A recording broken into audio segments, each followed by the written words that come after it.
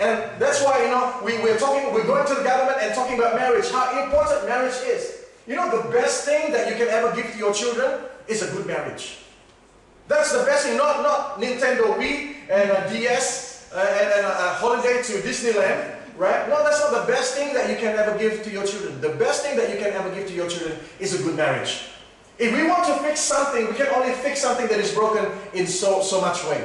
If we want to, fix a broken marriage, you can only do it such a way, and only such, effort you can give.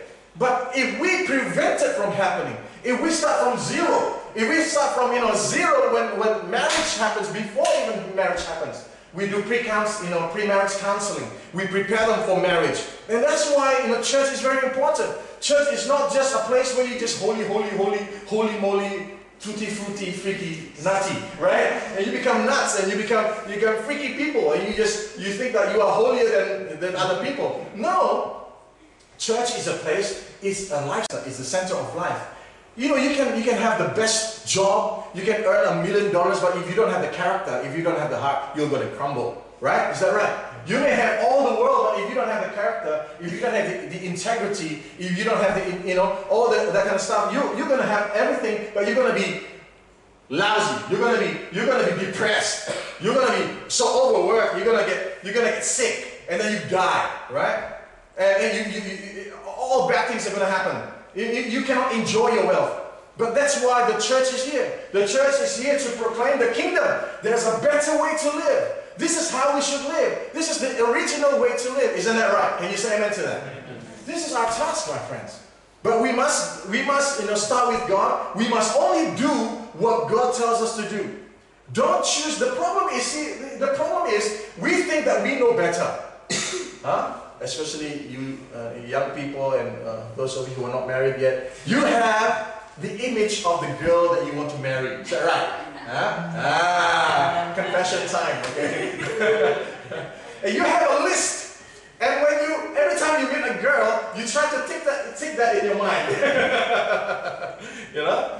She's gonna be able to cook curry, yeah.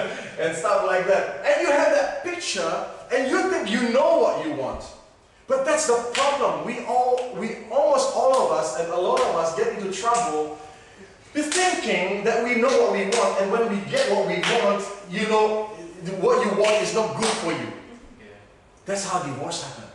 That's why when you're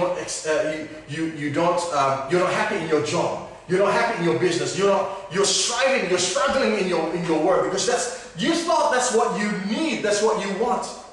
Look, I'm so glad, my friends, I didn't go with what I wanted. I almost got married to a woman who I wanted. Oh yeah, this is just perfect.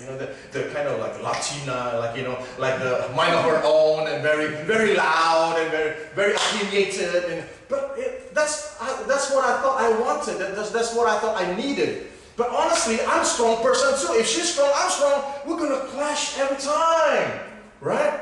So that didn't work out. Oh, thank God, right? Because that would be the biggest mistake that I've ever made in my life. I would have been divorced right now, right? But you know what? When I came back to God, and I was away from God, and I came back to God, and I was fasting, and I asked God, who's my partner, who's my soulmate, who should I marry? And He gave me a picture of Siska, and you know the story. I said, no way, right? No way, Jose. I was rough and tough like John Wayne, right? And she was so gentle, she's like a princess. So I eat like an animal, and she eats like with a fork and knife. I saw her eating tuna sandwich. She kept it so small, and oh man, this is a mistake. But you know what? I said, Lord, but I want to trust you, but it's so hard to trust you. But if I'm hearing right, Lord, you have to give me, so that I would like her too, But then my heart started to change. I begin to see things that I like about her. And then, that she's different. But then, you know what? We've been married almost next month in March 23rd, right? We would be married 8 years. And I tell you, our marriage is probably one of the best marriages in the world. I never knew, I never in my wildest dreams that I would pick her for a wife. But you know what? Now she blooms. She blooms. She's like a flower. She's so beautiful. She's so gentle. She's very lovely. And for me, like, wow, you know. Every time in the morning, even without makeup, I say, wow, you're so beautiful, you know. And I love her so much, and she loves me. And we are very content in our marriage. We are very happy. Oh, come on, you know, arguments happen as well. You know, we're still humans. But our marriage is so beautiful. Why? Because why? If we started with God, God is faithful to finish it. God is faithful to finish it. If we start something with God, whatever it is that you're doing in your life, believe that. Don't try to figure it out in your mind.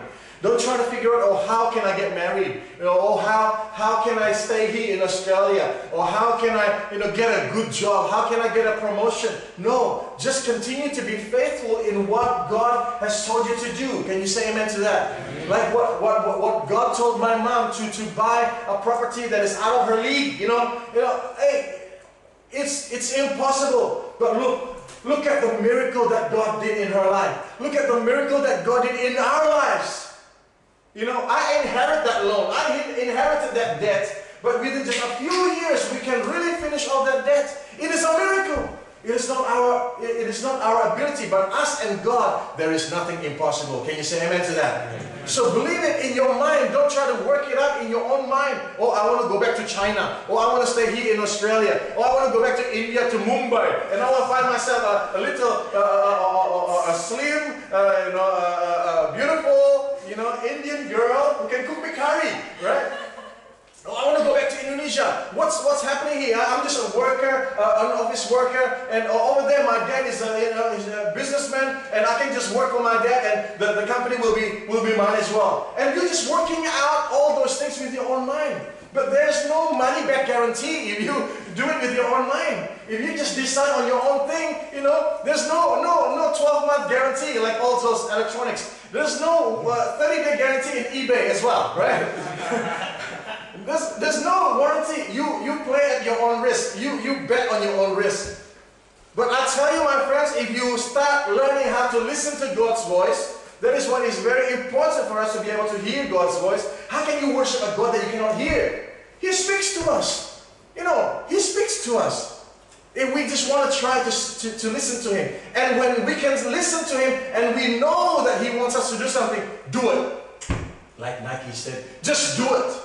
Do it no matter what. It doesn't matter where the money is going to come from. It doesn't matter, you know, if the lady is, you know, a bit big and ugly and stuff like that. But she can be the best curry maker in the world, you know. And you'll be satisfied because of that. And you know what? After you get married to her, then she'll become beautiful for you. Oh, you become so whole in your marriage. It doesn't matter if you have to start as a cleaner in a job. Don't be too proud to start as a kitchen hand. Just imagine it's a restaurant and you're a DJ, you know.